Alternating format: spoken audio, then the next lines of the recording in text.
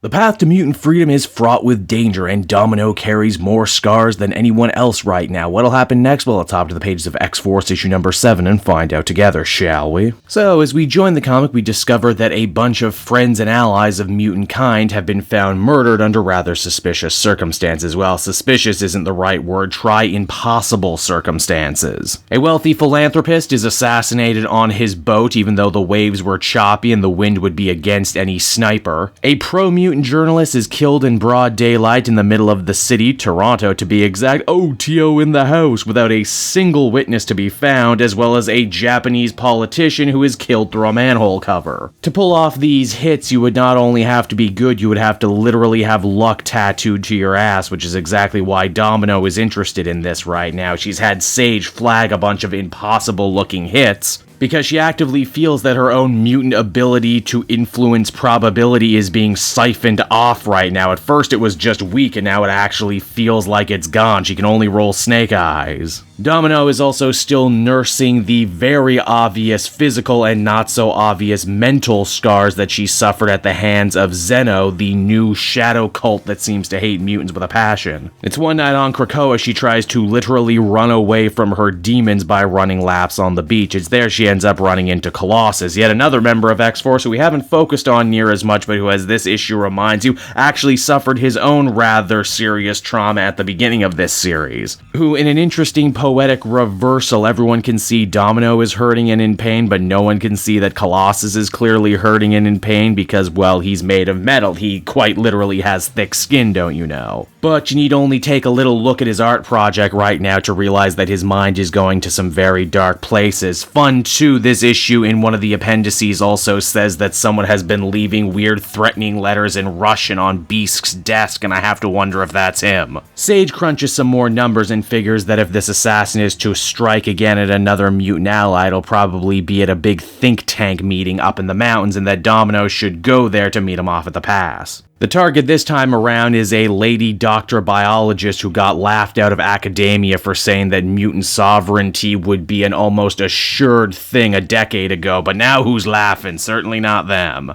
The intel proved to be 100% correct because a sniper once again tries to take an impossible shot at this lady and kill her. The only thing that stopped her was the intervention of Domino, whose bad luck seems to be so encompassing now it's actually rubbing off on this enemy sniper as well. Domino goes after the shooter and we're treated to a very late period 007 mountainside chase. The trail eventually leads our hero to, get this, a mountainside casino resort because, I mean, well, yeah, a story that up until now has all been about luck. That just makes sense thematically. Domino ends up losing the target, her own luck running out, and perhaps in a way the luck of all mutant kind running out too, as we are introduced to the shooter. It, well, is a woman who looks like Domino, only her colors have been inversed. And it's on that note right there the comic comes to a close, everybody. And so that was X-Force issue number 7, and it was a pretty decent little focus issue on Domino. I hope we get more stories like this in the future that single out a particular member of the team. I would be lying if I said, though, that this story knocked my socks off. It feels like that we've been reading the same Domino stories over and over in X-Men comics for like a decade now. Oh no, the lucky mutant lost their luck powers again. It was what her last miniseries was about, and it's pretty much what her arc and trajectory looks like in this series so far. I will admit the idea of an evil Domino is kind of cool, and even just the idea that Zeno can give luck to other people by giving them her skin, but will it be interesting enough to maintain its own arc? I don't exactly know. Overall, though, I would give this one a 7 out of 10. Pretty entertaining.